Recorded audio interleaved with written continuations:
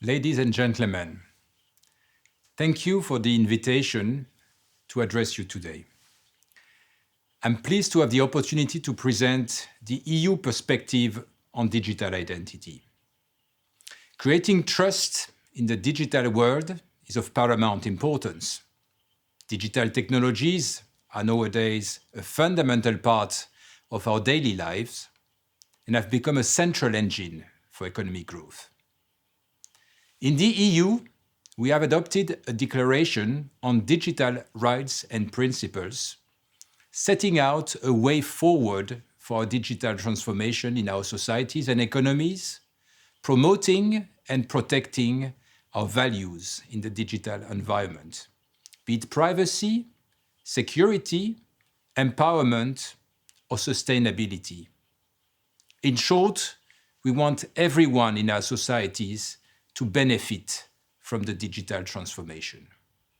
So I invite you to read this declaration as it is a guiding principle for our policies and for our regulations in the digital space. And many countries around the world share this ambition.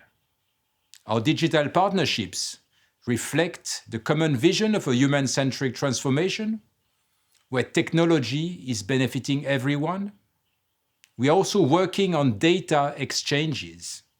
So we are cooperating, for instance, with Japan, with India, building successful pilots, like very recently what we demonstrated in the G7, the EU-Japan pilot enabling the exchange of CO2 emission data between car manufacturers and suppliers in the international supply chain.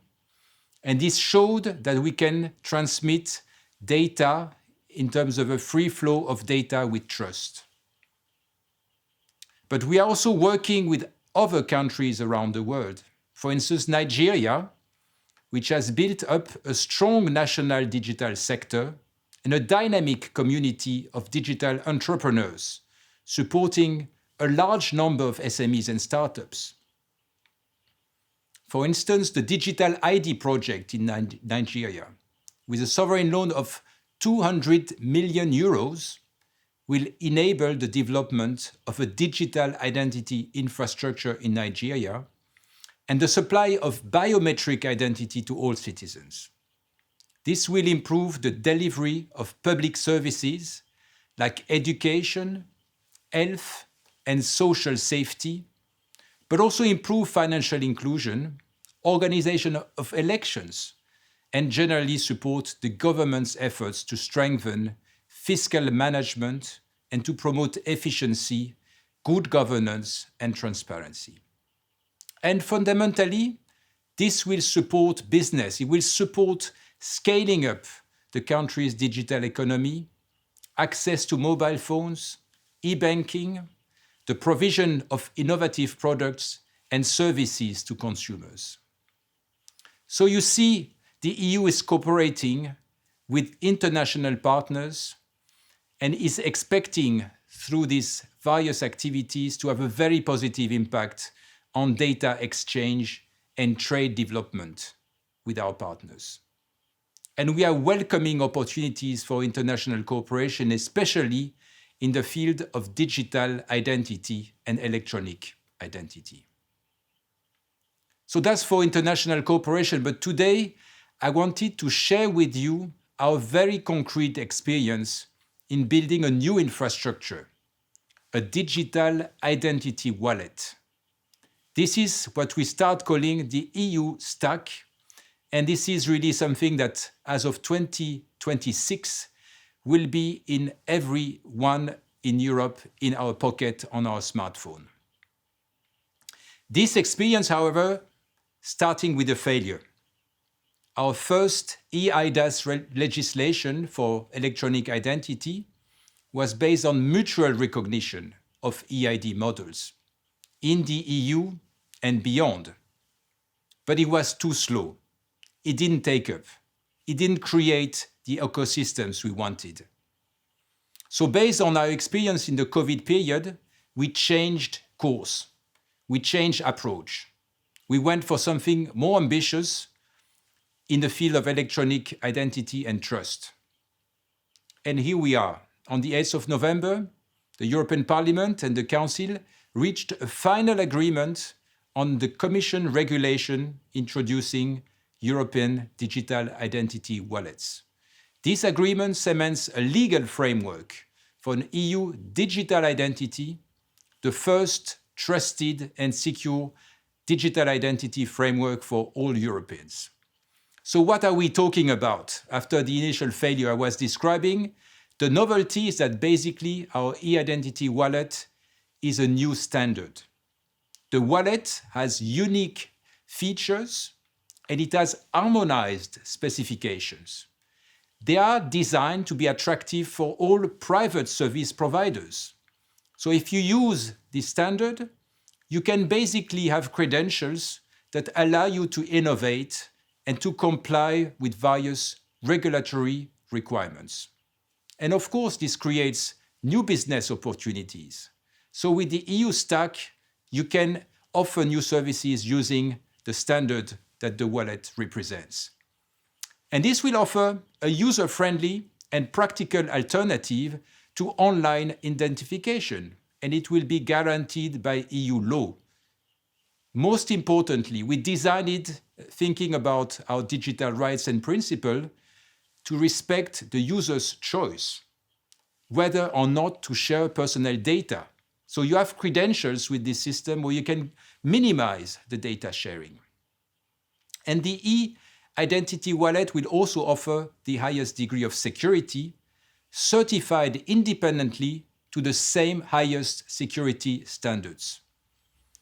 And we want to make it very transparent. So I can tell you that relevant parts of this code will be published as open source to facilitate verification and audit and to exclude any possibility of misuse, of illegal tracking, of tracing, or government interception.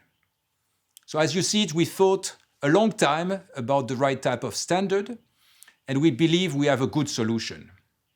Onboarding this wallet will be possible using existing national electronic identification schemes, and we believe that as a result, its adoption will be straightforward. In summary, and that's what I wanted to convey today, we have with this eID wallet a step change for the digitalization of our single market and the transformation of our public sector. But most importantly, we believe that it will make life easier and simpler for our citizens. You will have all your identity at the palm of your smartphone, and you will have many opportunities for new services. So this unique project is about to set, we believe, a global benchmark, and we invite other countries to get informed and to look at our transparent, open source information. In 2026, everyone in the EU will have this possibility to be identified online in trust and security and under full protection of personal data for public and private services. Member states will issue these wallets following common standards, and this will ensure seamless functioning across the EU, as well as interoperability. What is most important is that we are already starting now to test this wallet prototype and its integration at a large scale with pilot projects. So more than 250 public and private entities are currently involved in testing the wallet. And we are testing very concrete use cases. For instance, signing documents electronically, making online payments, storing mobile data, having your electronic driving license in your wallet, e-prescriptions from your doctors, digital travel credentials, diplomas, social security documents. These are as many use cases we are testing. As you can see, this is really a huge potential, but also a huge interest for international cooperation. Think about the students that could use the electronic wallet to study in a different country. Think about people who want to make life easier when they rent a car using the documents stored in the electronic identity wallet. Ladies and gentlemen, our proposed EU framework, we believe, has the potential to substantially improve control over data, but also to make cross-border digital identification simpler and more secure. So I have every confidence that EU international partners will share this vision, and that we can develop cooperation projects based on this principle. As I said, the new regulation is expected to enter into force in April next year, and we will have, we expect, the wallet in our pockets as of 2026. So there is not so long to go. So join our pilot projects and make sure you get informed. We believe this is a fantastic journey, and we want to go together on that path. Thank you very much.